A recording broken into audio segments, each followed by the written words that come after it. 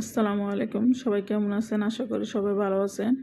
আজকে যে আবার গ্রামের বাসায় গেলাম বিয়ে খাইতে, দেখেন সবাই না করতেছে। ওদেরকে কিন্তু না দেখা যায় ভিডিওর মধ্যে। এই যে এখনও সবার প্লেটে প্লেটে মাছ ভাজা, মুরগি রোস্ট দিয়ে গেছে। এখন আমি খাইতেছি মাছ ভাজা দিয়া, অনেক ভালো হয়েছে। প্লেটও ভাত কমই লইছি, কারণ গরমের মধ্যে কিছু খাওয়া যায় না। বিল্ডিংয়ের ভিতরে বসছি না, আরও গরম। কি বলবো, বলার কোনো ভাষা নাই। এই যে এখন দিয়ে গেছে ভাজা পিসটা, জানাতুলের প্লেটও দিছে ভাজা পিস, আমার প্লেটও দিছে। এখন রাপেনের প্লেটও দিতে চাইছিল না, আমি বললাম না, আমার ছেলে অনেক পছন্দ করে ভাজা পিসটা, ওকে দিয়ে যান।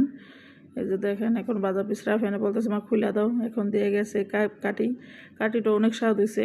খাবার বলতে সবই মজা হয়েছে, কিন্তু গরমের জন্য খাবার কোনো সম্ভব হয় নাই খাবার খাওয়ার জন্য।